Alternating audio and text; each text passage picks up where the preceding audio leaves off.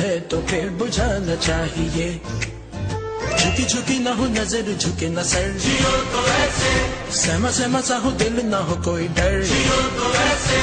आए जो तुम तो मुस्कुराओ, मुस्कुरा के गले लगाओ, आगे आगे बढ़ते जाना साथ सब चले। जियो तो ऐसे, जियो तो ऐसे, जियो तो ऐसे, जियो तो ऐसे।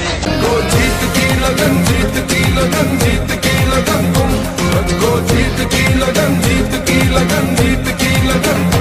हौसलों पे ना शिकन आए, हिम्मतों में ना थकन आए।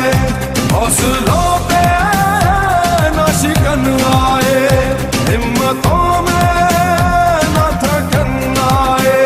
तेरे हर कदम पे है लाखों दुआएं, तुम को जीत की लगन, जीत की लगन, जीत की लगन तुम। ये बाजी आखिरी बाजी नहीं। मैंने चाहे ढेर शानदार परफॉर्मेंस करे पे टोल टूर्नामेंट के हगद इद्रीस याकूब और जो मुहतरम खपल मिलमा इमरान खान ते दावत पर कौन की इद्रीस याकूब था ट्रॉफी और कैश प्राइज वर्की। इद्रीस याकूब परफॉर्मेंस हम दे दा इद्रीस याकूब खपल इनाम उसल कई इमरान खान साहब ने नसीरुल्लाह जब 27 बॉल बाद 74 रन कड़ी ډیر زبردست اننګز کړي د خپل ټیم په ګټه کې اهم کردار ادا کړی. ویل پلیډ بای نصیرالله.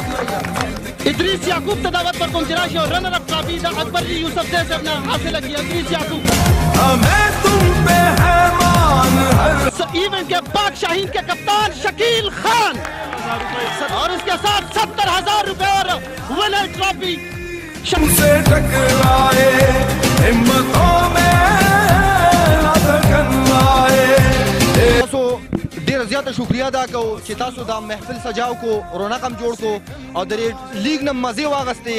نو امید نه چې په فیوچر کې به تاسو د اکبر بھائی سره اکبر علي یوسف زئی سره دغه شان تعاون ساتئ او دغه شان ټورنمنټو کې به حصه واخلئ او دغه شان ستاسو په مخونو باندې موږ خندا یو نو موږ ستاسو په مخونو خندا یو نو تاسو زموږ ویډیوګان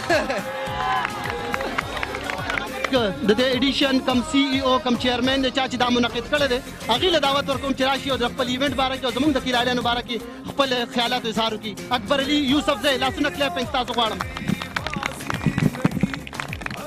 اعوذ بالله من الشیطان الرجیم بسم الله الرحمن الرحیم. شاهین جونیئر ته مبارکبادي ورکو، بهترین گیم شو. نصیر عبدالرحمن ښه گیم وموکو او هتیان بلډرز چونکې زما ذاتي ټیم دی هغوی ته حوصله ورکو او هارډ لک بهترین گیم وشو.